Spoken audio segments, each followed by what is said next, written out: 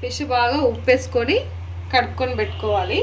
ఇదేమో నేను actually fry మా ఇంట్లో చాలా బాగా తింటాం కాబట్టి పెద్ద పెద్ద పీసెస్ అన్నీ ఫ్రైకి తీసుకున్నాను. ఇది సూప్కి, అంటే నాకు ఫిష్ తల అండ్ ఏంటి తోక పీసులు అవన్నీ కలిపి సూప్ చేస్తాను ఎప్పుడైనా కూడా. చేపల పులుసుకి ఇవి తీసుకుంటా, ఫ్రైకి పెద్ద పెద్ద పీసులు తీసుకుంటాం. ఇలా నీట్గా ఉప్పేసుకొని కడుక్కొని పెట్టుకోవాలి. ఉల్లిగడ్డ తీసుకొని ఇలా మనము కాల్చుకోవాలి. ఇది పులుసుకి, చేపల పులుసుకి ఇది మా మామయ్య గారి రెసిపీ. మనం చింతపండు నానబెట్టుకొని ఉంచుకోవాలి. చింతపండుని మనం ఇప్పుడు దాని రసం తీసుకోవాలండి. కొంచెం చిక్కగానే తీసుకోవాలి, మరి పల్చగా తీసుకుంటే పులుసు అంతా బాగోదు. ఇప్పుడు ఒక ప్యాన్ తీసుకోవాలి. ప్యాన్లో మనకి పులుసు ఎంత కావాలనుకుంటే దానికి తగినంత మెంతులు తీసుకోవాలి. అలానే ఎక్కువ తీసుకోవద్దు, చేదవుతుంది.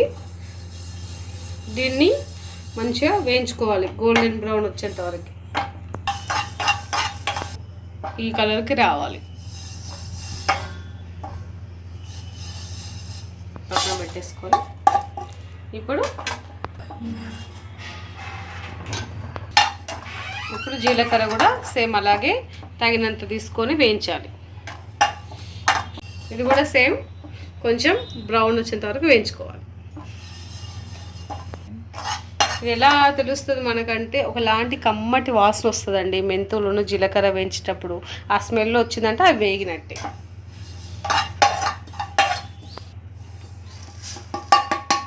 రెడ్ ఉంది కదా, ఈ బ్లాక్ అంతా తీసేసుకోవాలి. మనము మిక్సీ పట్టుకుందాం. కావాల్సిన పదార్థాలు అండి: కొత్తిమీర కట్ చేసి పెట్టుకోవాలి, అండ్ పచ్చిమిర్చి ఘాటు పెట్టుకోవాలి, అండ్ ఇది ఫ్రైకి కరివేపాకు చిన్న చిన్నగా కట్ చేసుకొని పెట్టుకోవాలి. పులుసుకి ఆనియన్స్ అన్నమాట, పెద్ద పెద్ద ముక్కలుగా కట్ చేసుకోవాలి, అండ్ పులుసుకి కరివేపాకు. కరిగించుకున్న పీసులు ఉన్నాయి కదా, దాంట్లో 1 టేబుల్ స్పూన్ అల్లం పేస్ట్, ఇంకొంచెం కూడా వేసుకోవచ్చు. స్పూన్ కారం పొడి, నెక్స్ట్ కొంచెం కూడా యాడ్ చేసుకోవచ్చు. మా టేస్ట్ తగ్గట్టు మేము యాడ్ చేసుకుంటున్నాం. 2 స్పూన్ పసుపు అండ్ 1 టేబుల్ స్పూన్ సాల్ట్, రుచికి తగ్గట్టు. ఆనియన్, జీలకర్ర, మెంతులు పేస్ట్ అండి. ఇప్పుడు అది మొత్తం వేసేసుకోవాలి. ఇప్పుడు ఇంతకుముందు మిక్సీ పట్టుకున్నాం కదా, అది మొత్తం వేసేసుకోవాలి.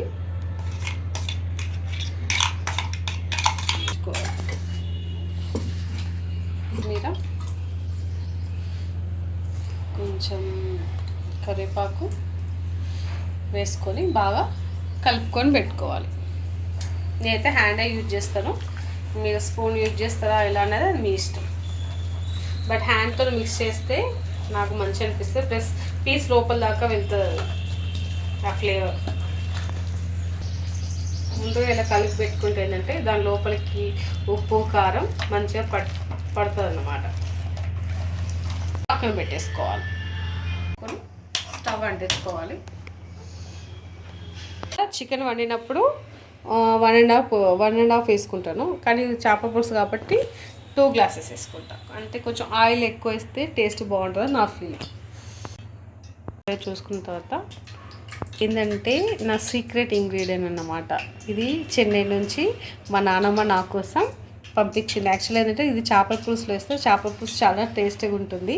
దీన్ని తమిళ్లో ఏమంటారంటే కరువాడకం అంటారు. నూనె వేడిన తర్వాత ఈ కరువాడకం వేయించుకోవాలి. ఈ కరువాడకం అంటే ఏంటంటే ఆముదం నూనెలో మెంతులు, జీలకర్ర, కరివేపాకు, ఆనియను, వెల్లుల్లి మొత్తం నానబెడతారు. ఊరబెట్టేసి ఎండలో ఎండబెట్టేస్తారు. అది డ్రై అయిన తర్వాత ఇలా పులుసులకు వాడుకుంటే ఆ ఫ్లేవర్ అంతా ఆ పులుసులో దిగి పులుసు అనేది చాలా టేస్టీగా ఉంటుంది అన్నమాట. ఇది వేగాక దీంట్లో మనం ముందుగా కట్ చేసి పెట్టుకున్న పచ్చిమిర్చి వేసుకోవాలి.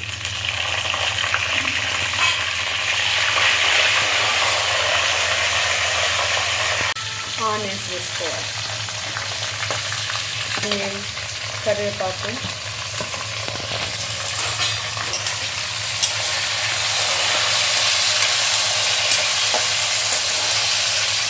కరివేపాకు వేసుకోవాలి. దీంట్లో కొంచెం ఇంతకుముందు మనము ఫిష్లో వేసుకున్నాం కదా కొంచెం అల్లం వెల్లుల్లిపాయ పేస్ట్, ఇప్పుడు దీంట్లో కూడా 1/2 టీ స్పూన్ వేసుకోవాలి. కలుపుకోవాలి.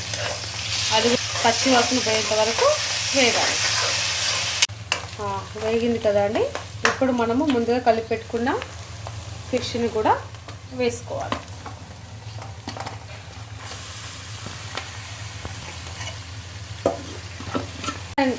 ఇలా వేసుకున్న తర్వాత వెంటనే కలిపేసుకోవాలి. ఆ తర్వాత కలుపుకోవద్దు, ఇది కొంచెం మగ్గిన తర్వాత కలుపుకోవద్దు, ఎందుకంటే విడిపోయే ఛాన్స్ ఉంటుంది.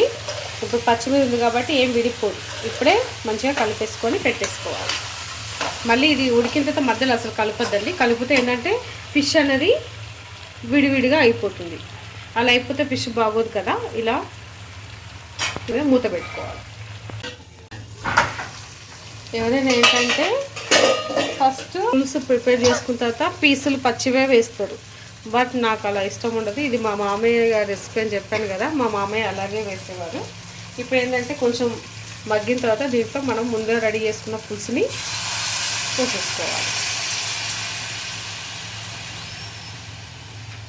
ఇలా పోసేసుకున్న తర్వాత కలుపుకోవద్దు, జస్ట్ పైన పులుసును మాత్రం ఇలా ఇలా అనుకోవాలి. ఎందుకంటే కలిపితే ఏంటంటే ఆ పీసెస్ అనేవి విడిపోతాయి.